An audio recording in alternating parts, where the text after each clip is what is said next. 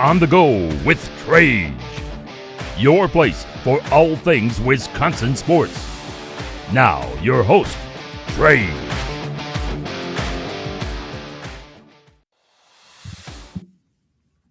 How we doing, everybody, and welcome into Wisconsin Sports on the Go with Trage. I'm your host, Trage. It's been a hot minute. It has been a hot minute since we've been live. I know, we're on the radio now, 92.3 WOSQ. Make sure you're checking that out on Wednesdays at 7 p.m. We're on there, but we just haven't had the time to get live. I was sick the past couple days. I was thinking about going live, and I was like, oh, crap. I got sick, sore throat, everything like that. Still feeling under the weather today, but hey, we're here. I want to talk. There's a whole bunch of stuff happening, and I was like, I can't miss for this long. I got to get back and talk sports. Aaron wanted to be here. He's under the weather too. I don't know if you could transmit, sickness through a computer, but Aaron's sick. I'm sick. It's like maybe we rubbed off on each other. Kyle, I'm sorry if I rub off on you tonight here. Sorry about that one. It give you the computer virus there, but I got Kyle with me tonight. Kyle, how we doing? It's Friday night. Weekend's here. How we doing? Yeah, I'm good. Been a few weeks since I've been on. I think a lot has happened since then. Good. But I'm definitely glad to be on here and talk about. You feel like Super Bowl over. It's kind of a slow period. It's really not. There's still a lot going on. So let's go ahead and get into it. It's my favorite time of year. It is. Baseball's back. I mean, we're talking about spring training. I mean, it already started, but the Brewers don't start until tomorrow. So, I really don't care up until tomorrow. But baseball is back. March is almost here. The madness is almost started. We got college basketball up to wazoo. The Badgers are Kyle, I don't know. We talked about the Badgers. It's been a while since you and me have talked about the Badgers, but this Wisconsin Badger team is wow. Just wow. I mean, the offensively, they are lighting up the world right now. It is absolutely insane. So love to see that there out of the Badgers. But we want to start with an interesting one today. The Yankees. It's kind of out of our realm, but Devin Williams, right? Devin Williams heads out to the Yankees, and I don't know if he looked like crap without facial hair, and that's why they did this or what. But the facial hair policy is going to go away. They went through years where you had to have, no beard, nothing. You couldn't have facial hair at all. I don't know if it was the whole mustache thing or what. They didn't feel like a beard looked good. I thought it did. Matt Carpenter, when he went out there and he didn't have the beard, I was like, who is this guy, right? And Alex Verdugo looked like he was 12 when he shaved it off there. Devin Williams does look rough. I don't like Devin Williams without a beard there. He said that he hasn't been clean shaven for 6 years. That's what Devin Williams said. It's like James Harden, right? If James Harden was on the Yankees, I remember when he had that shaved beard, when they showed him with the shaved beard. That was bad. That was bad. There are some things that you're not meant to see in life. James Harden without a beard was one of them. Devin Williams without a beard is the second one. I don't know. Maybe he won't blow playoff games if he's got a clean-shaven face. Just maybe. Maybe. Huh? Yeah. I don't know. For Yankees' sake, I hope he does. But, I mean, Kyle, this is right in your division. This is right in your backyard there. Boston, a Red Sox fan there. What do you think about the Yankees? This feels like this is way overdue. Why did it take 40-some years for the Yankees to go, everybody else is good with it, why aren't we? I don't know. What do you think? I mean, look, the first thing was waking up and seeing that they had an official statement for this. I thought was hilarious. Because normally you see an official statement, it's like, somebody big got fired, official statement, they acquired somebody big, official statement. But the fact that you're turning back on a policy, which was kind of done to begin with, because Johnny Damon was also a guy, had a beard, went to the Yankees, it's just like you weren't winning anything the past 25 years with a little shorter than that, but it's been a while since you won anything. I guess maybe they're just trying to switch it up to fix that and hope that now guys will be themselves with their facial hair and maybe they'll play looser in the playoffs and hopefully they win that World Series title that they've been chasing for a while. I saw it on the bottom ticker and I was just like, the biggest non-story that I needed today was to know that the Yankees aren't doing the beard thing anymore. This was Yankee news. This is what you needed. Yeah. This is what you needed right here on the Yankees. I just thought, they're still going to have the policy. It's got to be clean, though. It's got to be clean. You can't be frizzly. You can't, walk out there looking rough yet. It's still got to be kind of cleaned up. Can't do the hockey beard. Right. So I mean, I guess good for the Yankees. Good for Yankees, good for Yankee players. Now, I wonder can you Aaron Judge? I wonder if he can grow a beard. I'd be interested in Aaron Judge with a beard. Like he looks like a lumberjack right now. Give him a beard, right? Maybe that's the key, right? For playoff success. Maybe don't drop a ball in the outfield if you got a beard. I don't know. I mean that play just killed Yankee fans all over the place. I remember that whole the inning. live That feeds was of them like in the stadium when it happened. They're just like, "Oh, that's the end of the inning" or something. It's like, wait, what? And then it just went downhill from there. I watched it on TV, loved every second of it, but oh, it's still living in their heads rent free at this point. Yeah. Like that whole inning was just a disaster after disaster after disaster. And then, we see what happens there. The Dodgers win the World Series, which is not good for anybody anyways, right? Because the Dodgers, we don't want the Dodgers to win a World Series. Well, I'm sick of baseball for the simple fact of the payroll and everything like that. Because there was a quote the other day, and a lot of people out there, and you can take this quote any way you wanted to take it, but it was misinterpreted. It wasn't put out there right. So what I saw, and this is what I saw originally, was the quote from Mark Ananasio. And Mark Ananasio essentially said that the Brewer, what was his job, right? And he said his job was it to win a World Series or was it to put fans into the seats? Was it to give families a good environment to go to, essentially, is what he said. And it was blown out of context. So I have it right here. My goal from an ownership standpoint is always to compete. I don't like to talk about us being a small market. We've certainly not played like a small market. Since 2005, we have the fourth most wins in the National League. That was part of his job there, part of his quote. But the quote that everybody's mad about here, I got it pulled up now. Is my job to win a World Series, or is my job to provide a summer of entertainment and passion and a way for families to come together? So that's the quote that was taken by USA Today and ran with. Right? I think it was by some guy named something Nightingale was his name. Something Nightingale. Bob Nightingale was the guy's name there. And he took it, ran with it. Good. Okay, that's what he took and ran. And oh my goodness, Brewer fans, radio hosts, everything just exploded. The world was blowing up. It was done. Like everybody's freaking out about what Mark Ananasio had to say. And he was not entirely misquoted, right? Because he said that. He did state that in his presser or in this interview that he had. But that was only 2 lines. There's the rest of it, right? And he went on and he talked about the Dodgers and what the Dodgers are able to do and what he's not able to do and being a small market team. And, he went on to talk about we don't have financial ability to bring in superstars. We try to hold on to whatever we can there, bringing in, having guys like Jackson Chourio and different things, right? So this thing went way longer, right? So everybody's freaking out. And then Mike Ananasio came out and he said he was entirely misquoted. I was sitting in the room, he said. The goal is always to win a World Series, but it's also important as a steward of the franchise to provide a summer of passion and excitement for the fans so you don't lose generations of fans like some teams do when you have a long rebuild. We always want to be competitive to avoid that. Very frustrating to see what the writer posted, which completely was not in the spirit of the comments that were made. So that's essentially what Mike had to say there.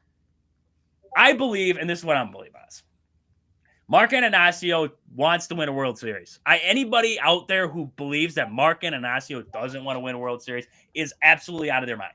I don't understand how you could sit there and go, wow, this Brewers owner does not want to win a World Series. If you were like the A's owner doesn't, sure, I believe you. Like if you asked me that, I'd say the A's do not want to win a World Series. Like watching them, seeing the crap that's going on out there, I would believe that. Mark Ananasio does what he can, right? But this is the thing that I don't understand. So everybody's freaking out. The Brewers haven't made an offseason move, right? Brewers haven't made a move. They haven't made a move, right? Where's the Brewers' glaring weakness? Third base, right? Okay. Alex Bregman signs with your Red Sox, right? Kyle got Alex Bregman out there. 3 years, $120 million. $60 million deferred to the back end of that deal. The Brewers weren't going to compete with that. They weren't throwing that down. You strap yourself up. You don't have money to spend. So this is what I realistically want to ask Brewer fans. If you're in the comments tonight, I'd love to hear what you got to say. what were you going to go get that would have excited you, right? Yohan Moncada. I was a big guy for Yohan Moncada. I said, let's go get him. Let's see what he does. Would he have been the difference maker that would have made you go, wow, like, whoa, Mark Inasio's doing something? No. Paul DeYoung. Was he going to be the difference maker? No. Right? You were going to bring in guys. They were going to be guys, right? But they weren't going to be superstars. You can't afford the superstars. Juan Soto, you might have been in the trade, right? Yep. I don't believe for 1 second Mark Inasio did not call, or not, it's not even Mark Inasio, right? It's Matt Arnold. Matt Arnold did not call and say, hey, Alex Bregman, what do you want? You want to come to Milwaukee? I don't believe for 1 second that the Brewers aren't barking up trees. They want these guys, right? They want to compete. Look what they've done over the years with having a small payroll. They've won the NL Central. They've been to the NLCS. They've been bounced in the playoffs now a couple of years straight, right? But we can look back at them and say, man, that all-star closer that everybody's freaking out about that we just lost to the Yankees and traded away, he blew it against the Mets. Mm-hmm.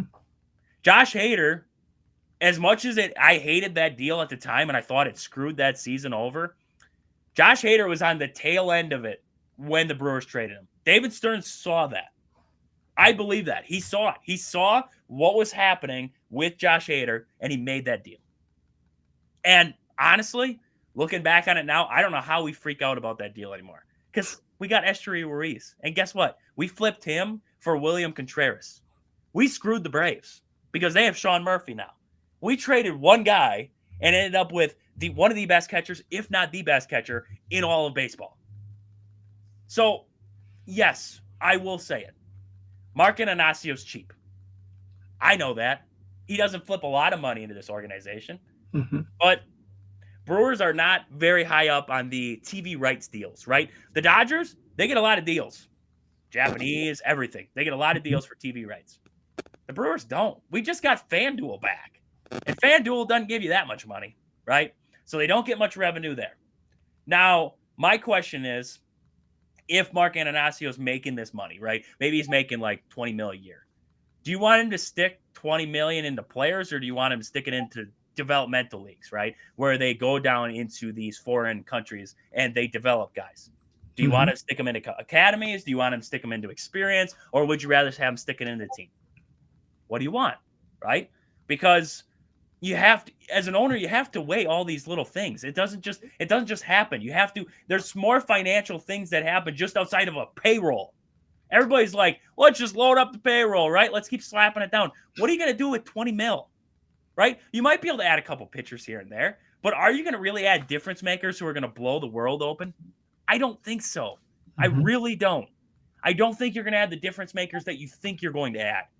And when you sit here and you just grumble about it, it's like the Brewers are one of the most consistent franchises right now in the National League. And maybe it comes to bite one year, right? Maybe this is the year that the pieces just don't align, right? Because they've exceeded expectations the past couple of years. Maybe they don't this year. But from what he's been able to do, build the young talent. See what the young talent can do. What is the point of Tyler Black and all these third base prospects if we keep just bringing in third basemen and just stop Gates? Just bring him in. 1 year deal. What's the point of them? Let's see what Tyler Black can do. If he can't do it, well, let's trade him away. Let's find a piece, right?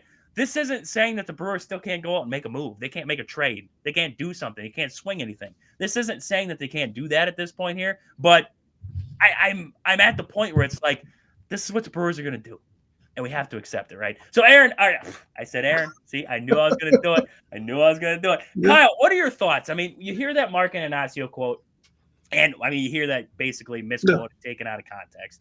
I mean, what are your thoughts on the Brewers right now? And I mean, in your opinion, Major League Baseball, because I honestly think it's a Dodger problem. I think it's a Met problem. I think it's a baseball problem that they don't have a salary cap or a salary floor in place there. What are your thoughts right now on this landscape, what the Brewers have going on, Mark Inacio, and what baseball is at right now in a whole? I mean, yeah, I feel like for any front office person, like there's more. I mean, I guess fans don't want to hear, but there's more that goes into it than just spending money and putting together a team that's supposed to win it all. Because you do actually have to worry about the fan experience and everything like that. But in terms of like, Brewers and teams like them, like the Brewers aren't so small market that they're like the White Sox or something. I mean, actually, the White Sox are a big market in Chicago, but I mean, like the Rays. Let's take the Rays. Rays are like a legit small market team. Yeah. They don't get a lot of fans, which is why their stadium isn't like state of the art. And they have to be creative with the way that they build their team. And look, through that, they've managed to stay relevant most years when a lot of people would just write them off.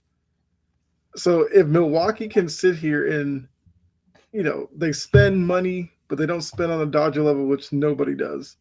They may not spend on a Yankee level, which very few do, or on a Red Sox level. But if you can spend the money correctly and wisely and develop, guys in double A and single A correctly, you don't have to have the biggest payroll to win in baseball. It's just that it may put you in a tougher position with a, slimmer margin of error. Because like if you're the Dodgers and let's say you like lost Mookie Betts or something for a couple of weeks, the Dodgers have the ability to swap him out for another guy who would probably start a lot of other teams. So I do agree with you that the Dodgers are becoming a problem. And I think it's whether or not baseball actually looks at it that way. Because there is something to say for a league where everybody just hates that one team. And they try to do everything they can to beat that one team on the hopes that if you beat them, maybe you slowly break them up. Like it used to be, you built your team to beat the Yankees in October. Now it's like you build your team to beat, whoever, like the Braves or one of these teams that consistently are there, consistently have a good team. And I think Milwaukee is a team, like you said, you look at the last few years, despite maybe not spending as much as fans may want, they've been in the conversation. Yep. And, for baseball, maybe more so than other sports, it's like just get in and you have a chance. We've seen plenty of wildcard teams now get to the World Series. So it's all about spending your money correctly and wisely, not just throwing money at a bunch of guys and then going, oh, we spent the most, we're going to win.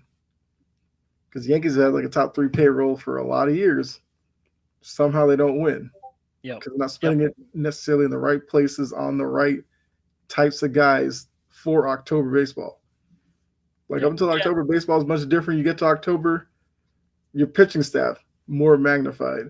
Situational play plays a bigger role, which is kind of two of the areas where the Yankees have kind of fallen short. So, yeah, if I was a Brewers fan, I'd be like, kind of like what we're doing right now. You got young guys who are showing out, and you just have to hope that one year you kind of break through. Because I mean, it's not a guarantee that the Dodgers will be there in the end just because they spent way more than everybody. They still have to play together 162 games and actually play well enough. So, the quote, like we know this day and age, if you can pull the juicy part of a quote out and make that the focal point, that drives traffic to your site, which is what a lot of people want to look at. So then once you get on the site, it's up to you to either like read the full article and get the full context of it, or just read the headline, make a decision, and go crazy. So I'm not necessarily mad at these reporters who may phrase it a certain way to kind of build some, I guess, interest amongst their viewers or readers, because that's technically what they're supposed to do. But from what you read, I didn't see anything terrible about what he said. No, and you don't. If you took out of that quote that you think that Mark Ananasio does not want to win a World Series, he doesn't care about winning a World Series, he just cares about the money aspect. I don't believe that for 1 second. I think Mark Ananasio's out there to win a World Series. I just think in the landscape that baseball is currently at right now, it makes it hard to spend money. It does. The Brewers payroll I saw is expected to be like 116 mil for the year so far, with all the contracts and everything off of. I mean, I believe they have some contracts still on from like last year, some deferred contracts. I think they still got to pay who do they got to pay yet?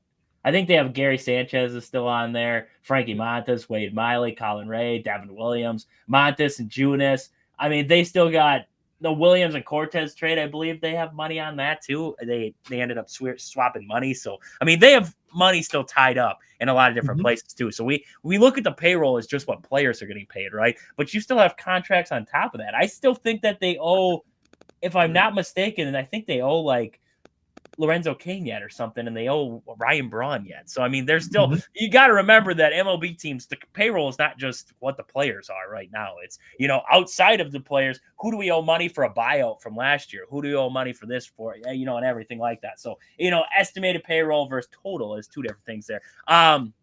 What did John's in the comments? Nice to see you, John. Watch Brewers make a splash next year at first base and sign Vlad Jr. would definitely move the needle.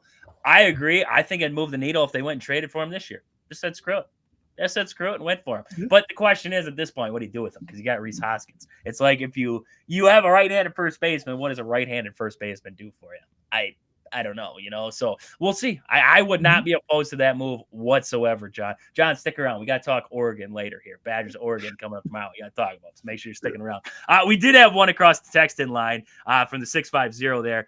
Maybe no more punching walls without a beard. For Devin Williams. So good stuff there. Good stuff. Yeah. I mean, for Yankees fans, they hope, right? No more punching walls out there. So great stuff there, Mark and Anasio. I mean, love them, hate them, love the Brewers, hate the Brewers, whatever you want to do. But I don't believe for 1 second this guy isn't out there to try and win the Brewers a World Series. Right. He's just going to probably try and do it the cheapest way possible. That's what you got to believe at this point. He's going to try and do it the cheapest way possible there. So in other contract news, we did see the Badgers extend Luke Fickell for a year.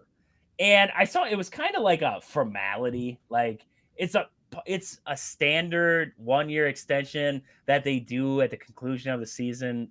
So it's odd. Like this is just kind of formality. This is what they do. I don't understand why it's a formality, but from what I've seen, that's what it is. So Luke Fickell gets another year. He's getting extended through 2032 now.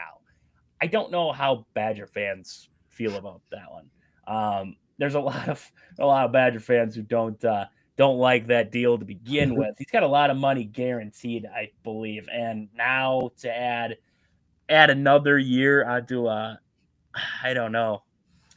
Let's see. Here's some comments. Anytime you can extend Fickell, who is 13-13, 8-10 in conference, and whom no one is trying to hire away, you simply have to do it. Agents versus ADs remain the biggest mismatch in sports. Yeah, okay, so that's a comment for the college football watcher. Ryan Hickey said Luke Fickell is a good coach, but the reasoning from Wisconsin for extending his contract is Looney Tunes. Nobody in Madison would call the first losing season since 2001 satisfactory performance. That's what they said. So I do see, he quoted it here. The move announced after a brief closed session at the end of the board's regular February meeting was all but a formality. Fickell's contract says an annual 1-year extension requires satisfactory performance by Fickell as judged by the athletic director's recommendation and approval by the athletic board. Chris McIntosh might get fired off of this. If he counts that as satisfactory, that'd be like me going to my job next week and just pitching a tent and just sitting in a corner. Like that's basically the same thing as Luke Fickell doing his job right now. So, I mean, Chris McIntosh is getting fired and so is Luke Fickell. You're pretty darn soon. Wow. Okay. Satisfactory. I want to know what's not satisfactory to Wisconsin. If a craptastic season like the Badgers just had, and like Ryan Hickey said, they're the first losing season since 2001. If that was satisfactory, what is not? Because our spectrums are two different things. If that was, I'm counting 500 as like good enough. Like we're still rebuilding. 500 is good enough. I want even 500. You lost some crap teams along the way, Luke. Like I don't know. That's bad. That's bad. Let's see here. John says he ain't worth the almost $8 million a year. I would agree. I would 1,000% agree with you, John, there. I believe most of that is guaranteed money on his contract, too. And that's where I'm saying right now, I don't know. That is the dumbest thing I've ever seen is when they said it was satisfactory. This guy, Cameron Soren on Twitter said Luke Fickell's agent is out here working magic. It's like Kirk Cousins. And that's what I'm saying. Luke Fickell's agent is like Kirk Cousins' agent. That's my tweet. Nobody steal that. After we're done here, I'm tweeting that out because this is exhausting. Here we go. Brad Powers getting a 7-year extension is by far Fickell's biggest win at Wisconsin. So there we go. He got his biggest win so far at Wisconsin. Let's see here. Jordan Love believer still. He's got it in quotes there still. Okay. This is absurd. What has Fickell done to deserve an extension outside of wearing a cool vest? That's true. He just got the team vest there. Louis Vacher says, this one comes as a surprise to me at 13-13. I thought Fickell would be coaching for his job this year. Instead, Wisconsin extends him. Yeah, I would agree with it there. So the comments just keep on going. Yeah. Luke Fickell there. And there are not a lot of Badger fans happy with this one here. I thought so too, to be honest with you. They told me 2 years ago, hey, I got to give him a year, right? So I gave him last year. Last year it didn't look better. I was like, this year's the year where I got to put his seat on a burner. Like, he is on a burner now. And now we give him this extension. I just don't know. Like, the recruiting classes are good, right? He's been having great recruiting classes, and he's been getting guys in, his guys, but it hasn't transpired to anything. So he fires Phil Longo. Now, we'll see. Maybe Phil Longo was the problem. I don't know. Maybe it was the problem with the offense. They bring in a new offensive coordinator there, Grimes.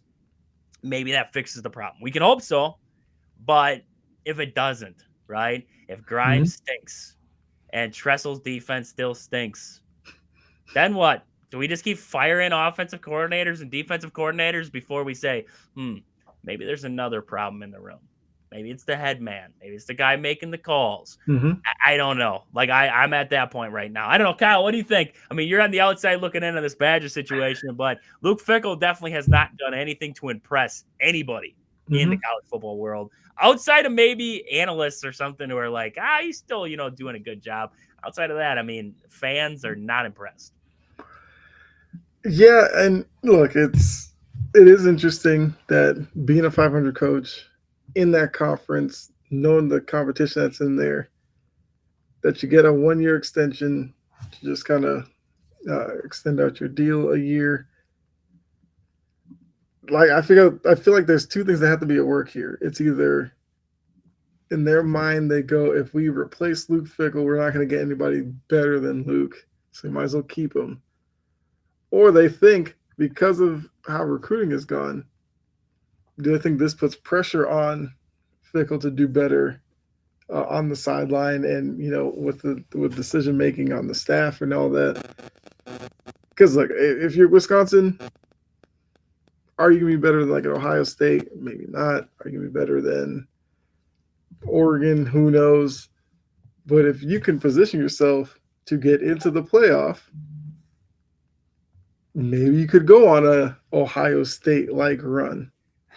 Because Ryan Day, we talked about, look, all last year was about Ryan Day going to get fired at the end of the season, can't win the big one, can't make the playoff. They make the playoff, they get it done, and now Ryan Day has extended his time at Ohio State, you feel like. So maybe that's the hope for a lot of these schools. It's like, we hired this guy who we thought was really good. We still think they're really good, but the team is underachieving. And maybe they're willing to give him a chance to turn it around and show some type of improvement. I'm just hoping we don't finish in like the bottom 10 of the Big Ten. Like, that's kind of where I'm at this point here. Like, middle of the pack at this point in the Big Ten for the Badgers would be a blessing in disguise.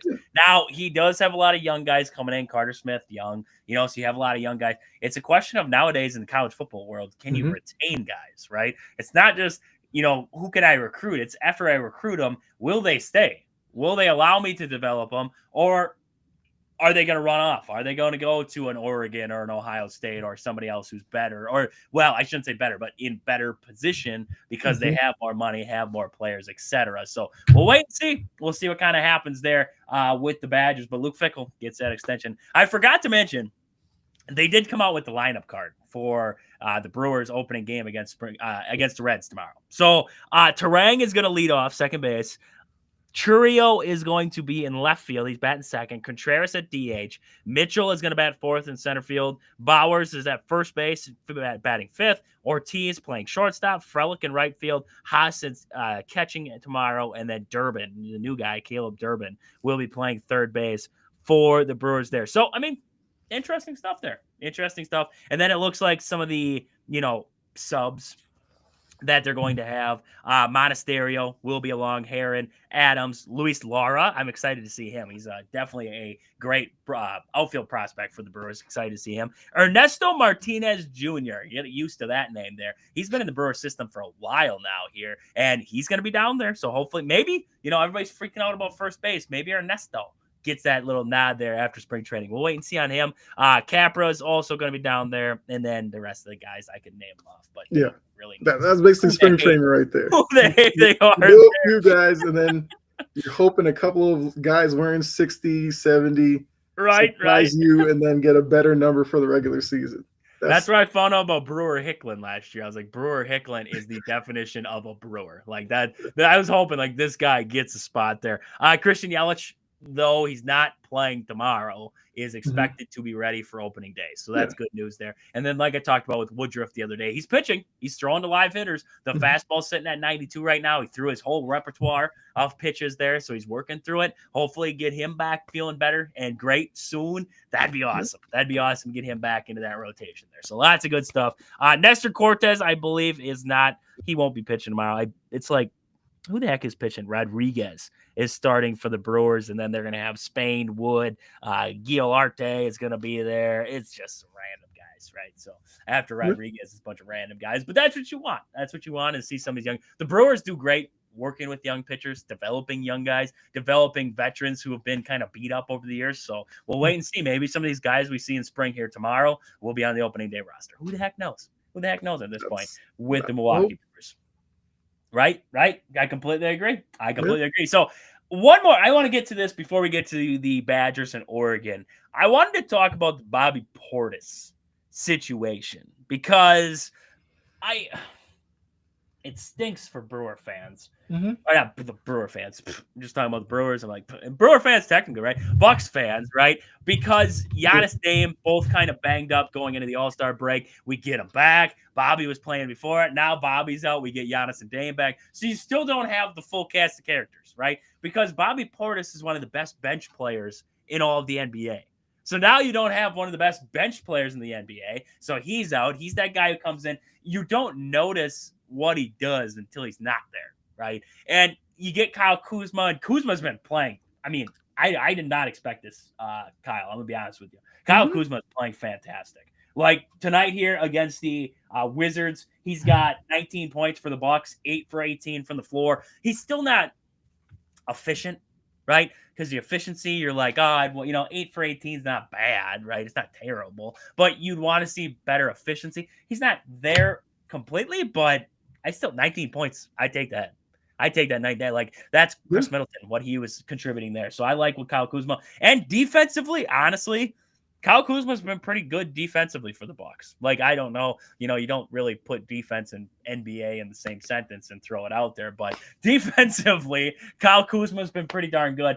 Jericho Sims has been getting more run time now that Bobby's been out. I like Jericho Sims. I liked him at Texas. He's an athletic guy, can get after it defensively. I like him in the lineup there, just a more athletic guy behind Brook Lopez there. But, I mean, all in all, Bucks winning this game right now, 102 to 101 now, son of a gun, as I say it. It's getting tight here against the Wizards. But, I mean, what are we thinking about this Bobby Portis situation? I was trying to find the drug there that he used. Do you remember? Tramadol. Tramadol was what it was. Treat severe pain in adults is what they said. According to representative from Priority Sports, he said, I am devastated for Bobby right now because he made an honest mistake and the ramifications of it are incredibly significant. Bobby unintentionally took a pain medication called Tramadol, thinking he was taking a pain medication called Toradol. Toradol is an approved pain medication that he used previously and that teams and players use for pain and inflammation at times. And it goes on and whatever. He had elbow injury and stuff, and that's why he took it. But this is going to be my question. Mm-hmm. So the NBA wants to have a better league, right? And what's going to make a better league is to keep your players on the floor, right? So I understand that he took this drug. I do. But it's not steroids. Steroids, longer lasting effect, right? Mhm. They're going to get you jacked. They're going to make you feel great for a while, right? You're hitting bombs. You're, beating up guys, whatever, right? This is just a pain medication. And honestly, and this is going to be my honest opinion, and I get he broke a rule, right? And you break rules, you get the ramifications. I get that. But for this, I'd have been like, all right, Bobby, you got to get drug tested every single night this next week. And we're going to test you. And if you test positive again, you're done, right?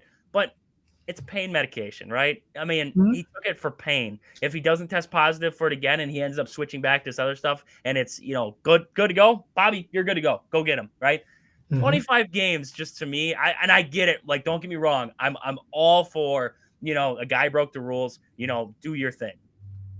But at the same time, I'm like, this was just, he was trying to play. Like, he was trying to just, get out there and play. You guys have a problem right now in the NBA with guys not wanting to play.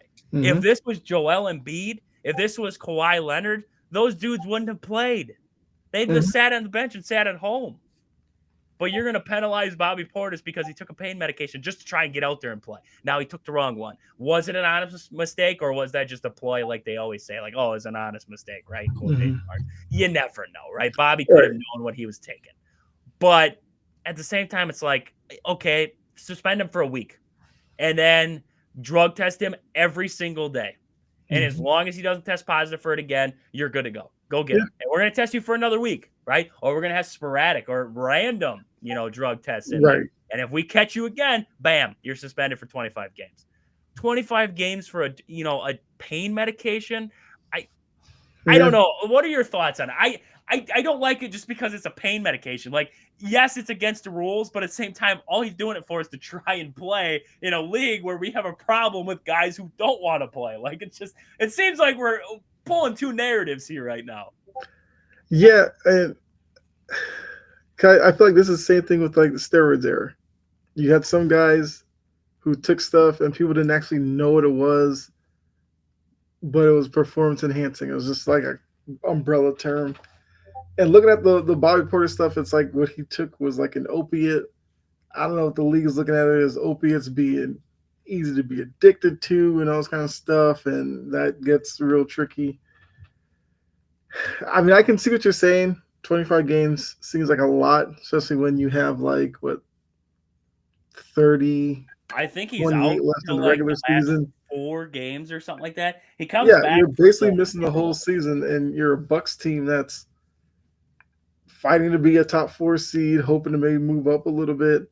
It's definitely a big blow for you. But look, maybe this is something where now you lean on Kuzma a little bit more. And like you said, I think he's doing well. Because for me, it was like if Kuzma could be 18, 8, 5, I think it's worth it for Milwaukee. And I know, like I said, you didn't like the trade to begin with. I feel like they traded for him hoping to get the Kuzma that was in LA that showed that he could be a rotation guy. And you're hoping that him playing off of Dame and Giannis helps him to create mismatches, take some guys off the dribble, and doing all that. So I think the Kuzma move is going to look better the deeper we go into the season here. But the Portis loss is going to be important because I feel like the Bucks are a team that necessarily wasn't all that deep to begin with, especially knowing who Doc likes to play in key situations. Now you're taking somebody that Doc wanted to rely on out of the equation. Where does he turn in terms of a replacement? Does it force his hand to play maybe a young guy? Does he change the lineup a bit to, like Giannis at center and you go like crazy small with, I don't know. Like, I feel like you could do some things, but Portis he's a contributor. Like, if there's anything you want to say, he's a guy who comes off the bench. He can score for you. He brings physicality to the floor. because Portis is a guy who doesn't necessarily take a lot of uh, mess on the court. He's not afraid to kind of get mixed up with guys on certain teams. As Jory says, still don't trust Kuzma. Yep. Like the one thing you can only say for now is like, is Kuzma going to do this in the playoffs? It's well and good that he's doing it in the regular season, but playoffs when you're in a 7-game series with a Knicks or a Celtics, one of those teams, it's like you're going to need Kuzma to be around a 20-point per game, 7-8 rebound type of guy, a guy who can run the floor. He needs to be able to knock down, perimeter shots when he has them, whether it's off of like Dame penetration or Giannis kick out. Like that's all Kuzma really has to do. Knock down shots when you get them, run the floor, and create easy opportunities for yourself. Yep. I think he's gotten to a good start. He's going to have to show it consistently over the second half of the season for sure. Yeah, no, I would agree. And I think it's going to be, for now, a lot more Jericho Sims. I think we're going to see him a lot more than what we thought. Offensively, he doesn't really give you anything. Like, he's not an offensive guy. Mm-hmm. Defensively, that's where he's going to be, and he's just going to be a guy who's a presence. That's about it. That's high flyer. That's about all you get out of Jericho Sims. Let's see here. John did say, I could see them dropping from 5th to 8th with possibly 6th man of the year out until April 8th. Their 4th last game of the regular season there. Yeah, they play the Timberwolves there when Bobby comes back.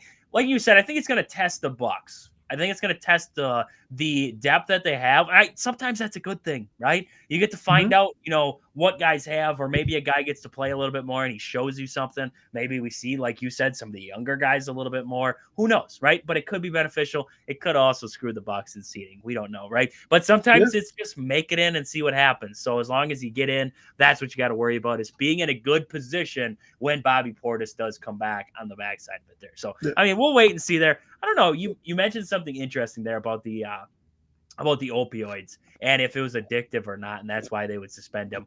I just wonder, in that 25-game suspension, do they test him during that too? Like, because otherwise he could just be doing it the whole time. Like, he could just be popping pills the whole time. Nobody's testing him. He's not playing. Who cares, right? I don't know. Just an interesting thing I thought I took from that's a good point. Maybe they test him before he comes back just to make sure that he's not coming back on the same stuff, and then you're like, well, we're gonna have to suspend him again. Well, do they test every day? Like, how does it work there? Like, was this just a random drug test that he had where he just didn't pass it this time? Like, it seems odd. It seems odd that Bobby Portis was the one that's hit, but like, you're telling me nobody else? Like, it's always the random guy. Well, that's gonna be the NBA's fear. That Bobby Portis is just the first guy in a long line of players secretly taking this, and they're not catching it. Exactly. Go test LeBron every once in a while and see what he's got going on. Like, you never hear star players. It's always just a random guys, right? Mm-hmm. Even with this whole betting like ring and everything that was happening, like it was just a random guys. Mm-hmm. Like they were nothing to the league. And like, oh yeah, we'll suspend them. But it's like, do you ever look at the other guys like for a second? Just maybe. So I don't know. We'll see. We'll see what happens. But Bobby, I love Bobby, but hopefully. But even like to John's point about the Bucks possibly slipping, that's where this is also interesting because I think John said he sees them going like from 5th to 8th. You have the Pistons. You're in a play-in game now. Right, because you have the Pistons like a game behind them. Now, depending on how much you trust the Pistons in a position they've never been in, now getting to that part of the calendar where games mean even more, can the Pistons hold on and potentially move past the Bucks? You have Orlando, who finally got Banchero back not too long ago. So there's a chance that they're going to start playing a little bit better. And they're only like 3 games behind the Bucks. So the Bucks can't necessarily sit here and go through like a 2-week stretch where they really struggle, because they could wake up one day and find themselves 7th or even 8th. Well, 8th there, the Heat. I think the Heat has so many problems right now that the Bucks don't have to worry about them. But yeah, if they fell out of the playoffs and into the play-in, that now creates a couple extra games you have to play. It's already a veteran group. I mean, you did bring in Sims and Kuzma, who are a little bit younger, but the guys that Doc relies on are all veteran guys. You don't want to necessarily add games to their schedule with a play-in tournament to get into the playoffs. So for the Bucks, you got to try to stay in the top 6. Bobby Portis comes back like the last few games of the season. You can now get him worked back in and kind of hit the ground running in the playoffs, depending on who you play. Yeah. No, I would agree. It's going to be interesting to see what happens there. Jory did say when you absolutely need him is when I don't trust him. You don't need him late in game, to be honest. Like, Dame's my closer. Dame and Giannis are my closers. Like, I need Kuz, like you said, all game long to give me 20.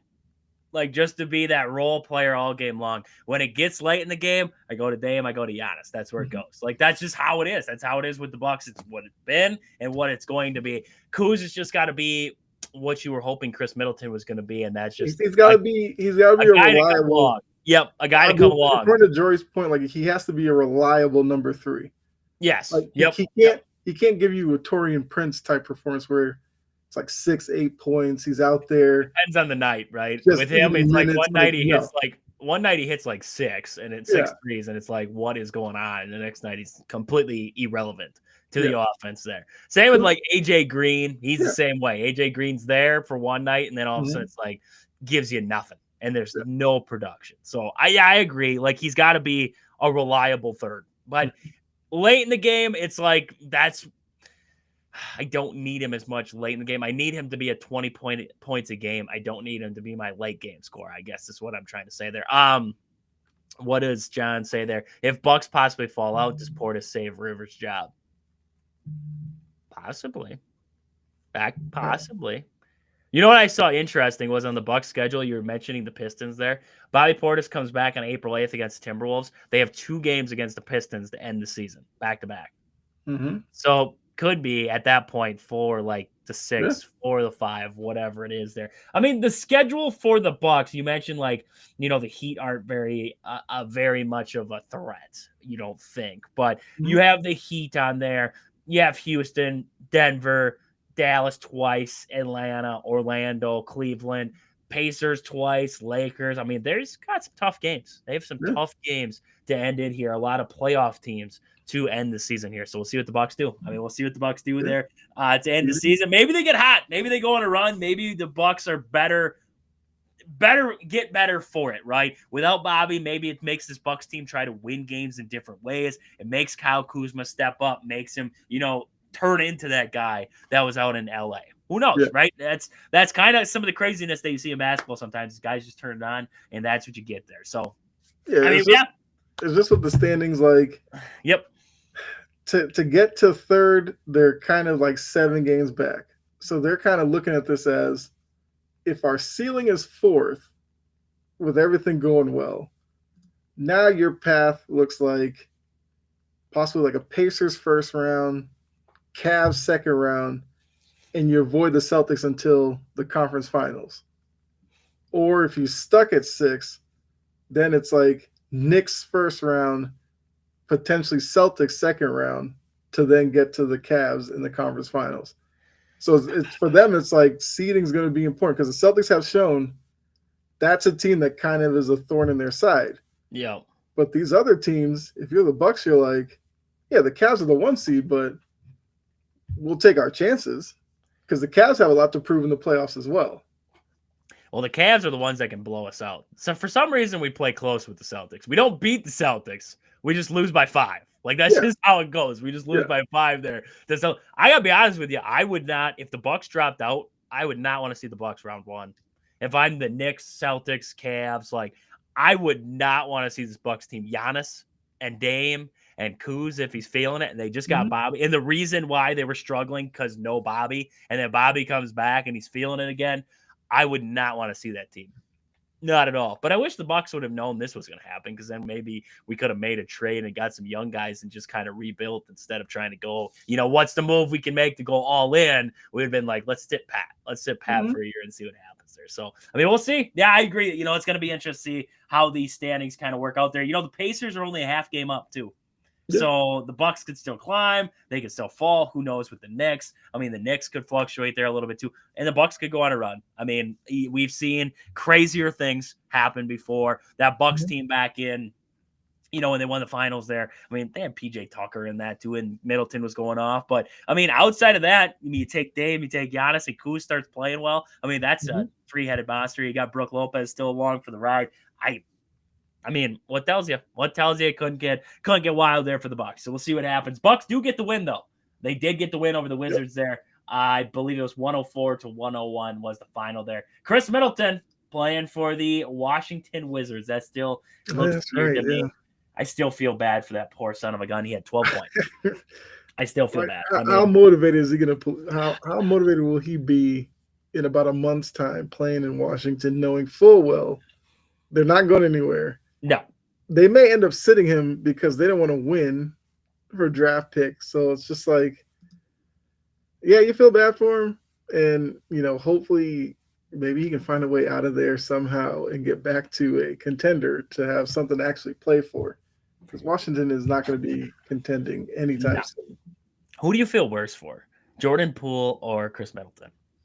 Like, Jordan Poole came from right after the Warriors won the finals, basically, and then they just flip him. Like, he's just gone. And then Chris Middleton, I mean, I feel bad for Chris. Jordan Poole's kind of he's kind of from what you hear, like, kind of thing with him. Yeah, Reggie Poole became like a head case, and that's kind of what happened. Like, Middleton was rehabbing, came back, and then it was like, oh, guess what? We're kind of flipping you for Kyle Kuzma. Have fun in Washington. With one of the worst teams in the NBA. Yeah. You get to go from us to the worst team. Congratulations, buddy. Yeah, go eat the crab cakes. We hear they're pretty good, but other than that, I don't know. Got nothing for you. Oh God. Well, at least the pressure's off, right? The pressure's off Chris Middleton. He doesn't have to could work for him too. You go out there and just ball out, and maybe he regains a little bit, and somebody goes out and gets him. Yeah, no, I would agree. 100% there. So I want to get to the Badgers. John wants to get to the Badgers because he wants to talk about this Oregon team. So the Badgers, just wanted to mention it before we get to it. Greg Gard is now up for Coach of the Year. Is that not great to hear? It is well deserved. I don't understand why it took this long for us to, throw him into the conversation. I got to be honest with you. I don't think that John Shire should win Coach of the Year. He's coaching Duke. They have Cooper Flagg. They have Con Knuppel. They have some of the best recruits in all of basketball. Why should he be up for Coach of the Year? Bruce Pearl. He's returning essentially I love Bruce Pearl. I love Bruce Pearl. He's returning essentially his entire Auburn team from last year and one of the players of the year in Janai Brew. Like, good for you.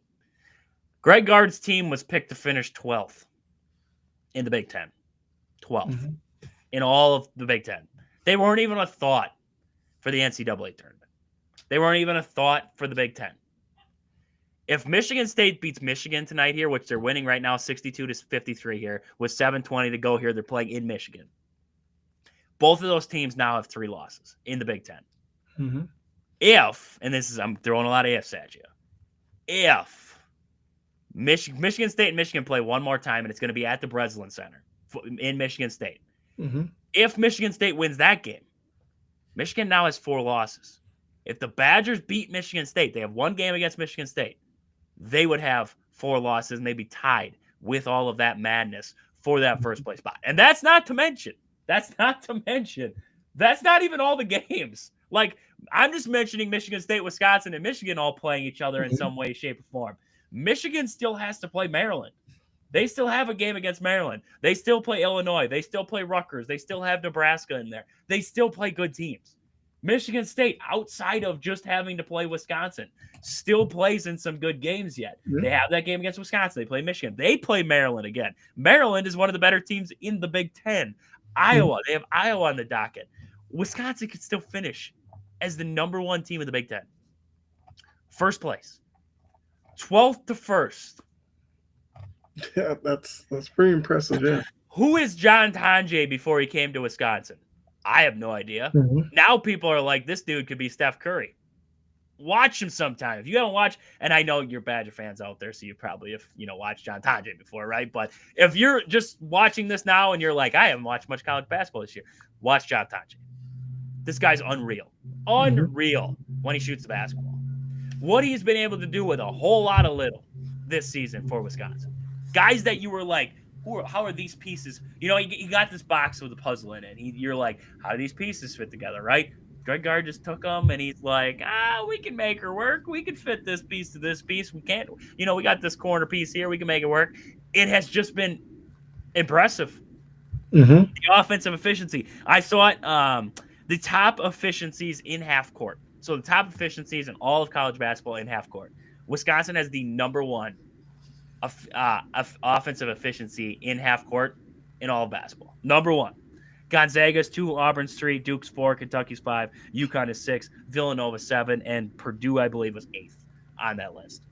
Number one, above teams who have players of the year candidates in Janai Broom and in Cooper Flagg and Con Knuppel. Mm-hmm. The Badgers have the best half-court offense, efficiency-wise. That it just doesn't just happen. Not with a bunch of no-name guys, right? If you would have told me Duke with Cooper Flagg had the number one efficiency of offense in all of college basketball, I'd be like, yeah, sure, okay. Like, yeah, I get it. Janai Broom with Auburn, sure. Florida, yeah. Tennessee, sure. Mm-hmm. Wisconsin, would not have believed it if you told me at the start of this season that was going to be the Badgers. But that's where we're at. Greg Gard has taken this team. Him and Kirk Penny. He let Kirk Penny come in. He's from he was overseas, came playing for the Badgers, went back overseas, came back, coached with Wisconsin. And Greg Gard said, show me what you got. What do you got for me? And they run this dribble drive offense now. A whole lot of greatness, right? But I'm going to be honest with you. I love what I'm seeing right now out of this Wisconsin Badgers team. And, I mean, I would say outside of Greg Gard, my other guy for coach of the year would be Rick Pitino. Just because St. John's has absolute terrible offense and their defense is just, oh my. Like, they just won a game the other night. They shot like 33% from the field. That is ridiculous. And you win a game by like 20. Yeah. It's just creating possessions and just playing good basketball. So, I mean, for me right now, if I don't care, I didn't care if Greg Gard won coach of the year. In all of college, I think it'd be awesome, right? I think it's well deserved if he did. But I'm just glad he's up for it, right? And I think John Tonje should be up for Player of the Year in college basketball. I know Cooper Flagg will probably win it because, I mean, I can't turn on ESPN without going, oh, Cooper Flagg, yeah, here he is, Cooper Flagg, oh, yeah, Cooper. It's like every other commercial of college basketball is Cooper Flagg, and I got to hear about it, and everybody's talking. I'm like, I get it, Cooper Flagg's, around, I get it. Right, or Janai Broom, right? Janai Broom is one of the most dominant players in college basketball, and I hear about Cooper Flagg more than I hear about Janai Broom. So, I mean, there's that. I don't care if John Tonje doesn't win it. I just am glad that finally Wisconsin is getting recognition for what they've been able to do. Because what they're doing right now was not even a thought in anyone's mind. And now everybody's like, oh, I'm in love with Wisconsin basketball. It's like, dude, if you're not here from the start, don't even join us now. Like, don't join the party. Don't join this party just because you're now joining it, right? Just because you're now seeing or like, oh, yeah, John Tonje is actually a pretty good player. Well, there was a lot of people, and I think you were on the show, Kyle, when we talked about after the UW River Falls, they had that exhibition game, and people were kind of blowing up because it was a close game at the half or whatever it was. I think you were there for that one, and people were blowing up. And I was like, it's exhibition and everything, but people were like, this season we're gonna suck. Like everybody was blowing up. Yeah. What do you think now? Like that's an exhibition game. And this Badger team has put a lot of them haters to bed. So I mean, Kyle, what do you think? Looking on the outside, looking into this Badger team, how do you see them? How do you like them? Like, what do you see right now? Look, I think something that you were saying there that really kind of clicked for me was the fact that they're really good at half-court offense. That is something that I feel like is under the radar for March. A lot of times teams that can execute in half-court in March do well because so much of the tournament's filled with teams that like to run and gun. And then when they do that and their shot's not falling, and then now they're having to slow up and take their possessions and cherish them a little bit more, they don't know what to do. If Wisconsin can excel in that and continue that into March, that makes them that much more of a dangerous team. Now, the fact that they also were, picked to finish pretty low in the Big Ten, which we know is not a conference that you take lightly, yeah, that speaks to maybe they don't have the most notable players, but and maybe this is why the coach is in Coach of the Year consideration. A good coach will take a good group of players, get them to play the correct way to get them wins. And I feel like that's what you're seeing from Wisconsin. I've seen like a couple of games, I've seen games where, they just rain down threes and they do really well. I've seen games where they grind out possessions in the second half. Maybe it's a 1-2 point lead and they come down, get a couple of stops, get a couple of buckets, and then that turns into like 6, 7, 8 point lead. So I've seen them kind of do both things, and I think if they can play well in March, they're an interesting team. Obviously, it's going to matter on, bracket and other teams on their side and stuff like that, but they're a team that can fly under the radar, and I think there's something to say for that. That shows how good the coach is, how good Tanji and some of these players. Maybe they're playing a little above their head. Who knows? Or maybe they're just playing, and people are just now noticing that these guys might be a little bit better than people thought they were going to be. So they're a team I will be watching, and especially like Big Ten tournament, that type where that's one of those tournaments that it takes a lot to get through. I'd like to see Wisconsin in that kind of setting, how they play.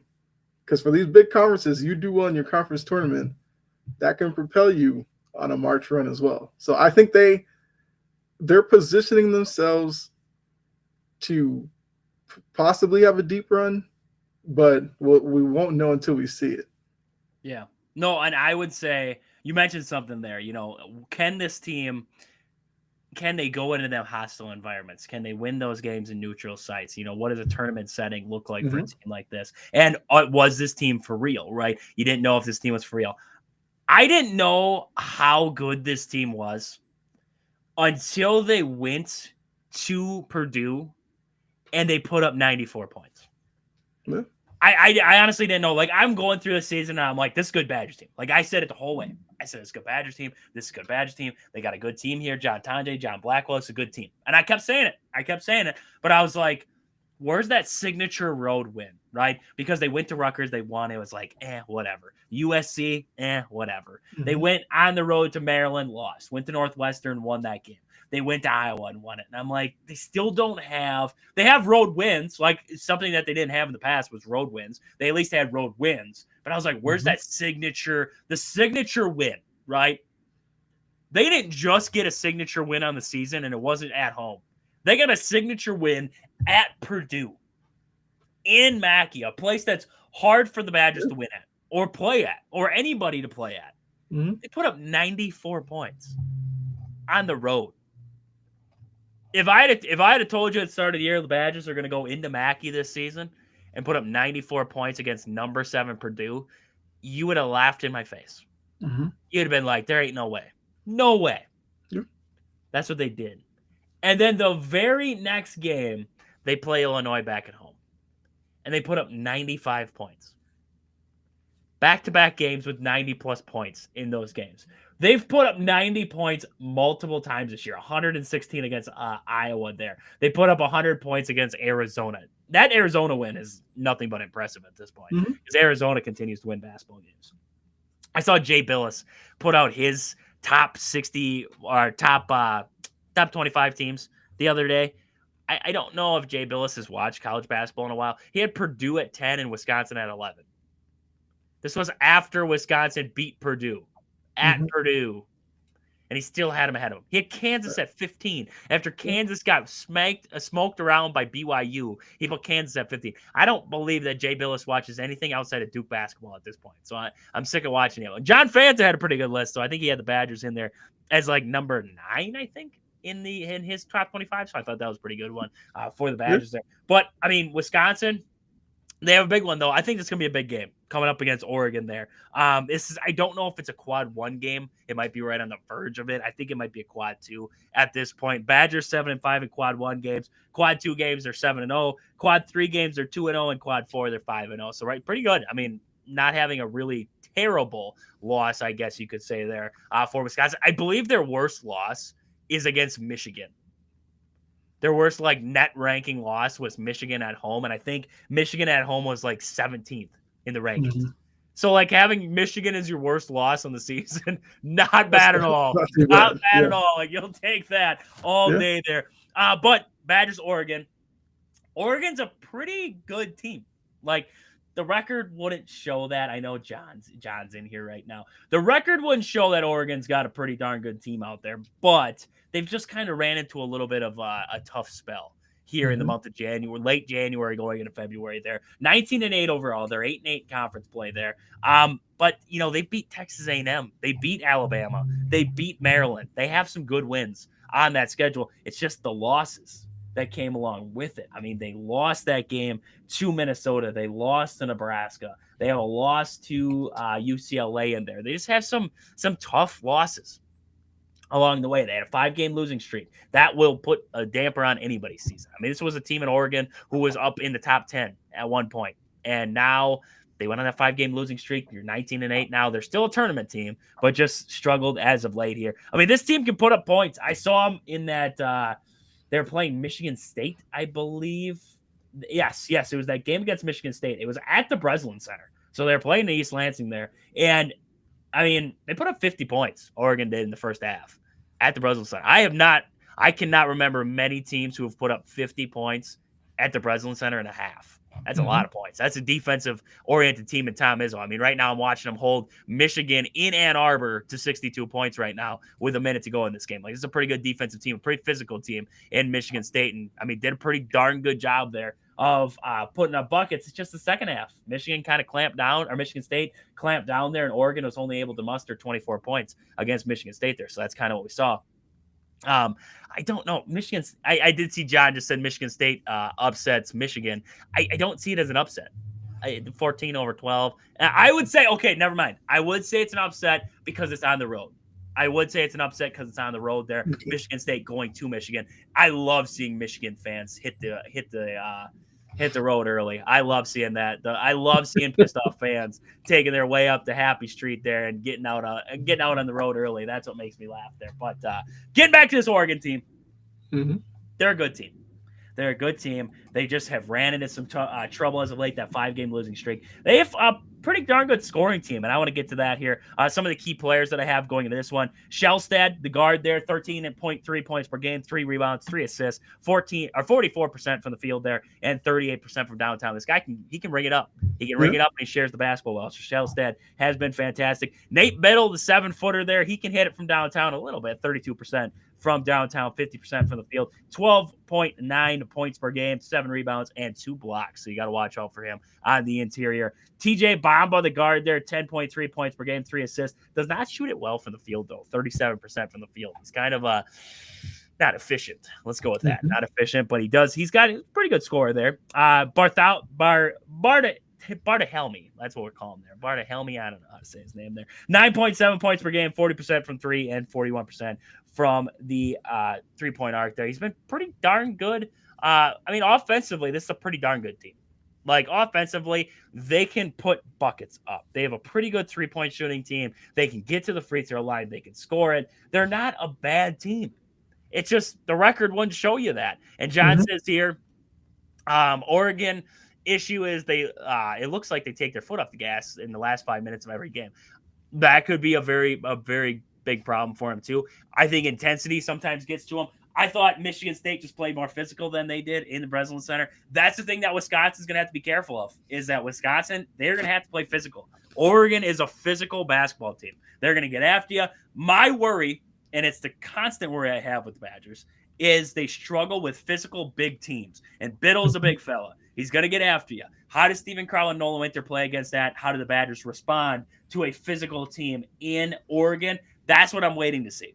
So that's kind of what my big takeaway from this one is the physicality from Oregon. Some of the team stats, 76 points per game for Oregon, 44% from the field, or 45% from the field, 34% from three, 76% from the free throw line there. They have about 11 turnovers per game and 7 steals. So they get after you. They don't turn the ball over a lot, and they can shoot it. So this is a dangerous team in Oregon. If you take them lightly, you can lose this basketball game. And I mean, Kyle, what are you seeing? I mean, from this matchup here, Wisconsin, Oregon, I mean, if you got a prediction, give me your prediction. Like if you were a bet man, who are you taking? Wisconsin, Oregon in Madison?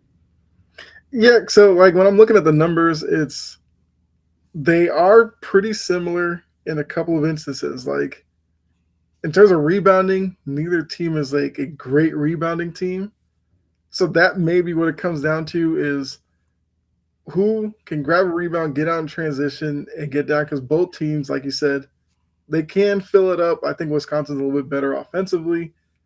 And I think defensively, in terms of scoring wise, they're pretty similar. So this might be a game that comes down to, like a key rebound late, whether you can grab it or not. And I guess getting into your offense and running your stuff and creating good opportunities. Because neither team is like up there in assists either. So you can expect a game where, maybe guys bring it down the court, seeking out mismatches and looking to take advantage, and not necessarily winning it off of ball movement, but just winning it off of finding the matchup and taking advantage of it. And when the opportunities are there on the glass, even though both teams are bad at rebounding, since they're facing each other, somebody's got to win the rebounding battle. So that would be my thing to look for in this one is who wins the rebounding battle probably wins this game. If I had to make a prediction, I'll go Wisconsin wins this one late, maybe by like a 6-point spread or something like that. I think it's going to be a game that's going to be really highly contested down to the wire, but I think I feel like Wisconsin pulls this one out. I would agree. With that one there. I think Wisconsin wins this one. I think it's by like 10. I think the 10 comes late in this game. I think it's a physical game in Madison. It's 11 o'clock game, a weird tip time. It feels like college football almost there, but 11 o'clock tip time. Yeah. I think it's a physical battle. I think the Badgers do come out on top, though. In that one, I think it's going to be heavily reliant on, like I said, Stephen Crowell and Nolan Winter. How do they defend on the inside there against Biddle, and can they control them on the outside? And then also it comes down to, what does John Tonje and John Blackwell have for an on-court performance, right? Because those two, when they get going, it's magic. It's magic. Mm-hmm. They call them fire and ice for a reason there, right? Fire and ice. Max Klesman, I think he's my player of the game. Here we go, player of the game. Max Klesman. He's gonna give me 15 points. He's gonna give me 3 threes, and he's just gonna be an assist machine in this game here, and it's just gonna be awesome. It's just gonna be awesome there. So John did say, let me see here.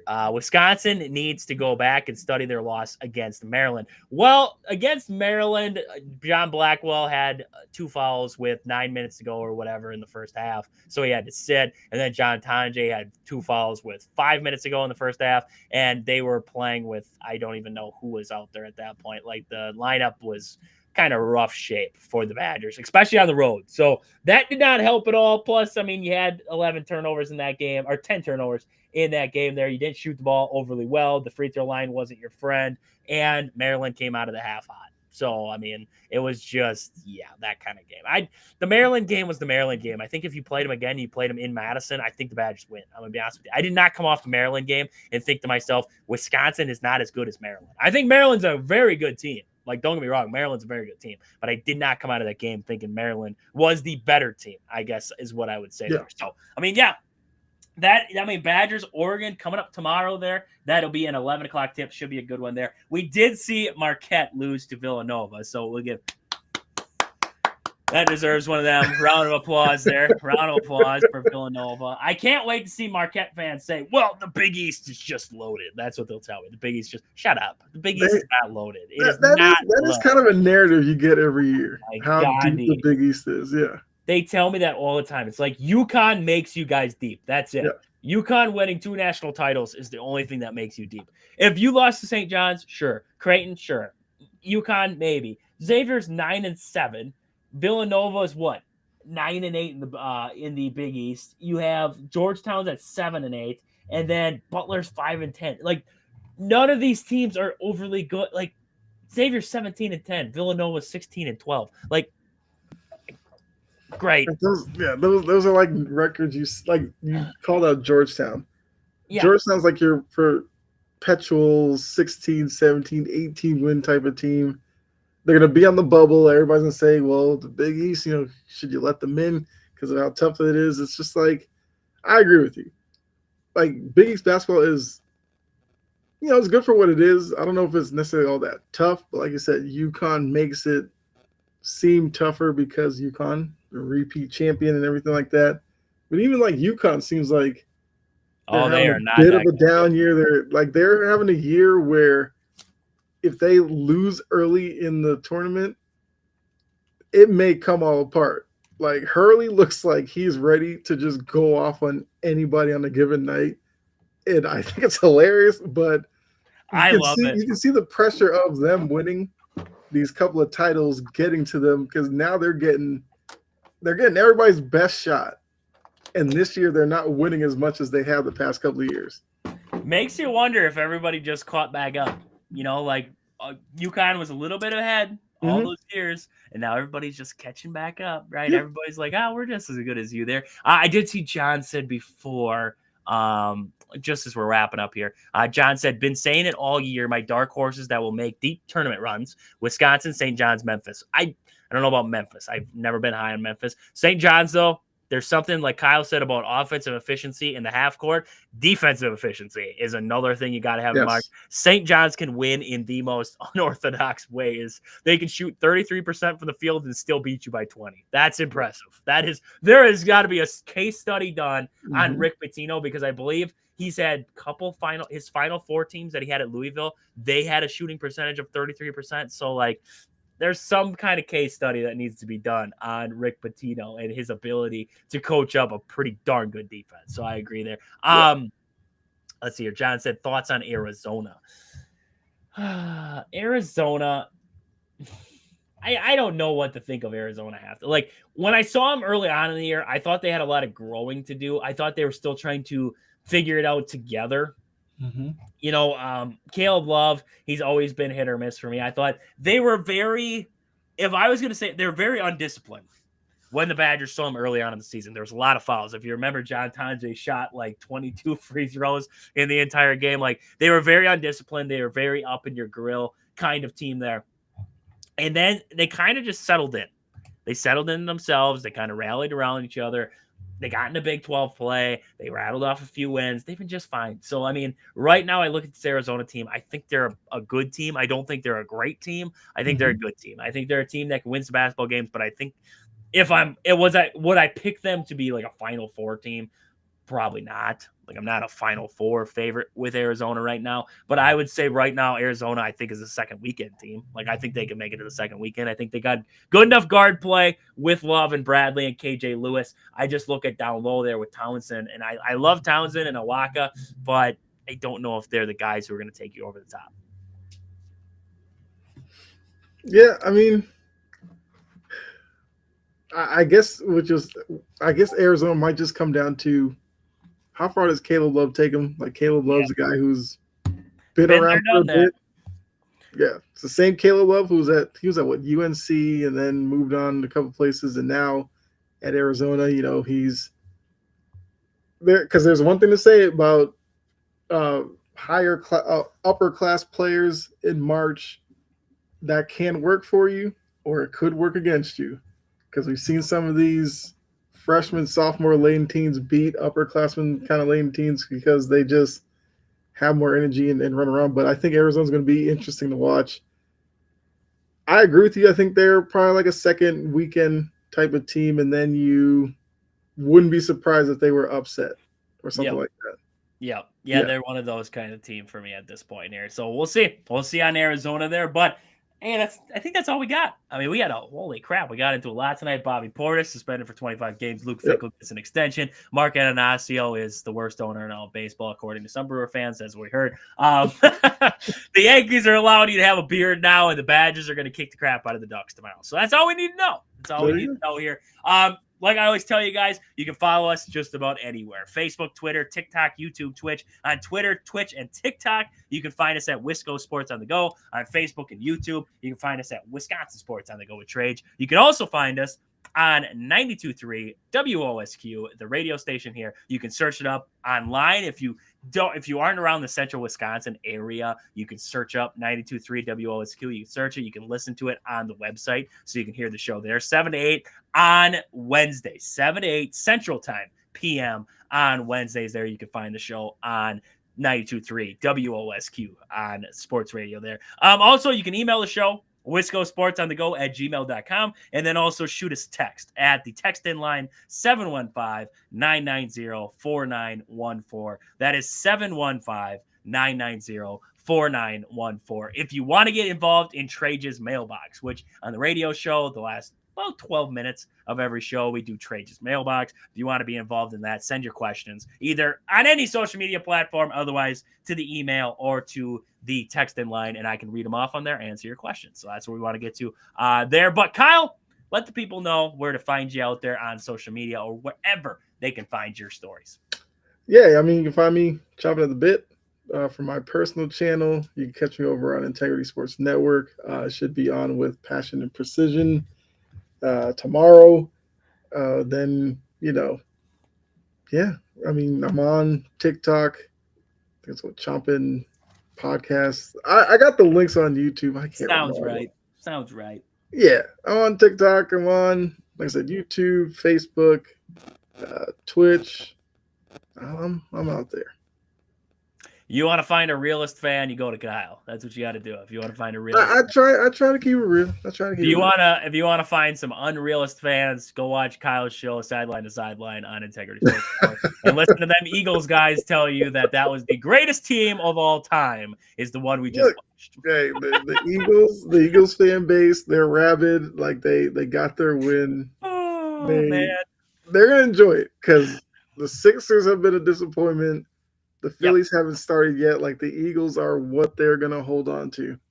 They have to. I respect it because, that's you win. You win. I'll give it to you. You won a Super Bowl. Like you were the best team in football this year. I will give that to you. You won it all. But to call yourselves the best of all time, no.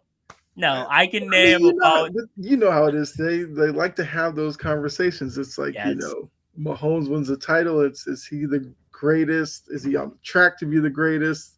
Which conversation would have been worse, though? Like, which one's going to get more annoying? Would it have been Mahomes, or is it going to be the Eagles fans trying to compare themselves to, like, the 2007 Patriots? Like, which one is going to be worse? Because I think both could have been bad. I think both will be bad in their own right. I mean, the Mahomes one, it's interesting because, me being a Patriots fan, it's like, I recognize how good Mahomes is.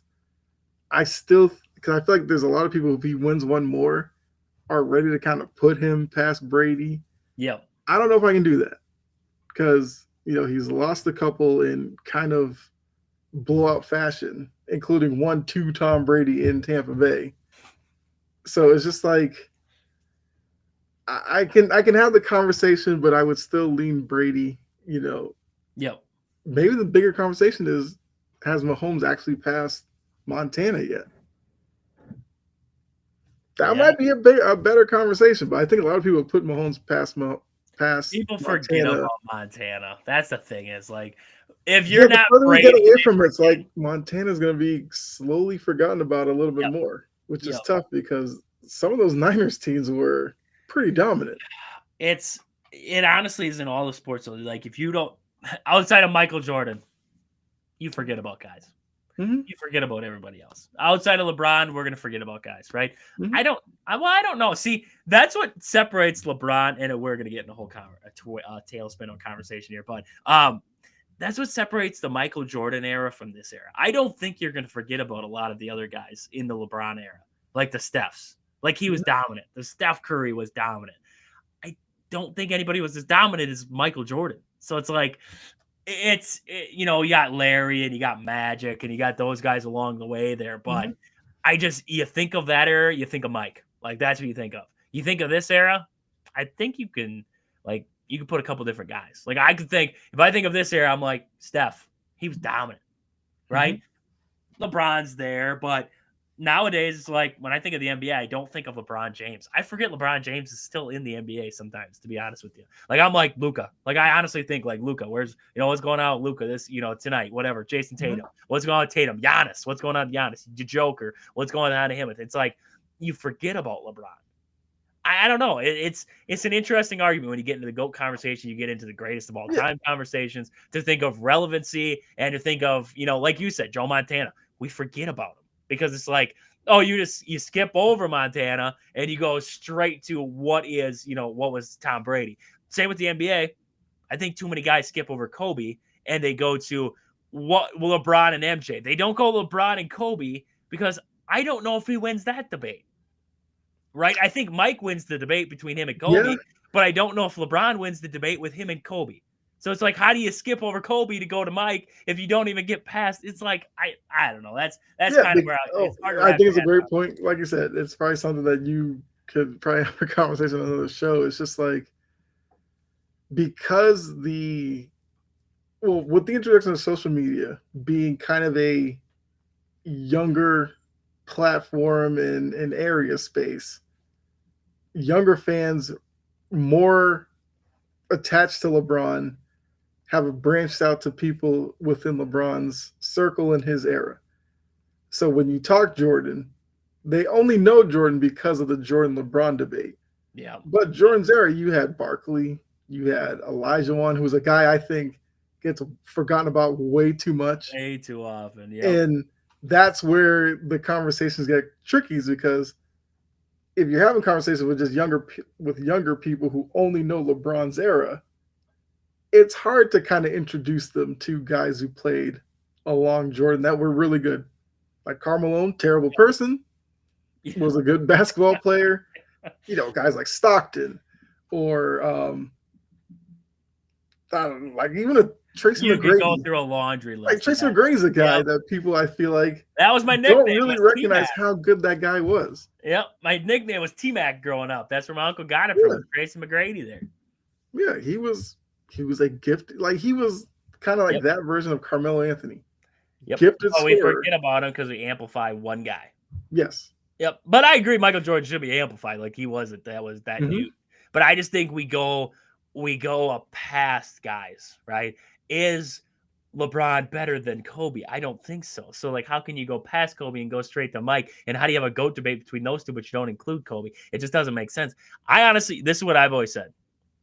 My greatest players of all time, and this is gonna, I always irritate people when I say this, are guys who changed the game. Mike changed the game.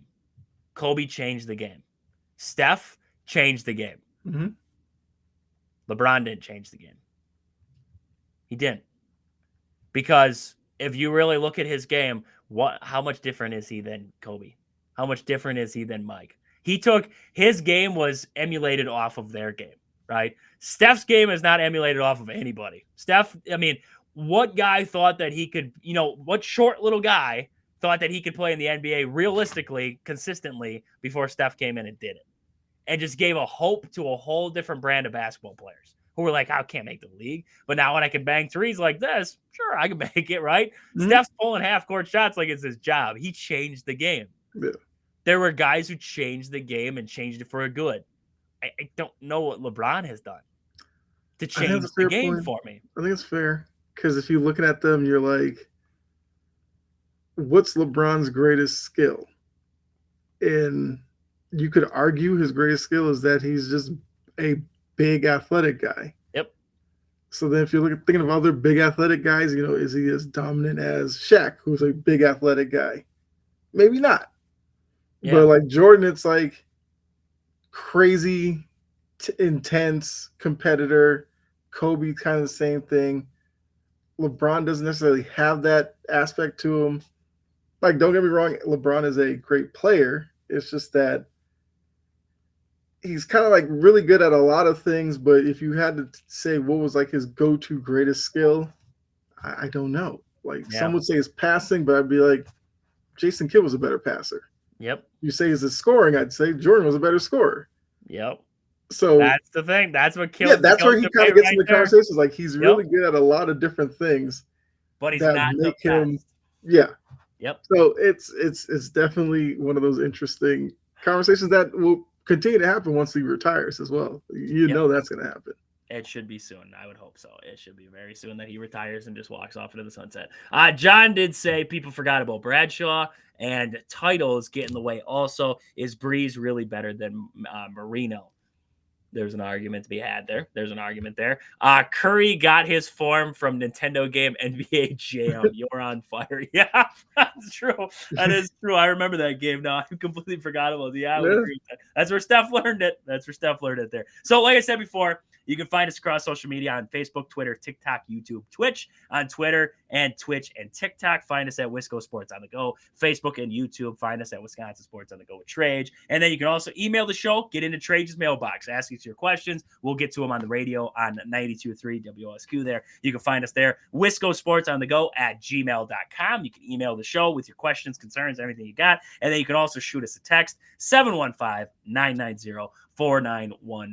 That is 715-990-4914. Find Kyle across social media, chomping at the bit in any way, shape, or form. You can write it, Chomping on the Bit podcast. You can find him across all platforms out there. Great content. You want to get in there and tune into his stuff. It's always great. NBA, everything in between. He gets NFL and all of it. You got to check him out there. So with that, for Kyle and myself, this has been Wisconsin Sports on the Go with Trage. Thank you all for tuning in. We'll catch you guys back here for sure on Wednesday on the radio there on 92.3 WSQ. Before that, I don't know about the live. Maybe back on Sunday after the Badgers, or maybe tomorrow after the Badger game. We'll see when we get back live here. But until then,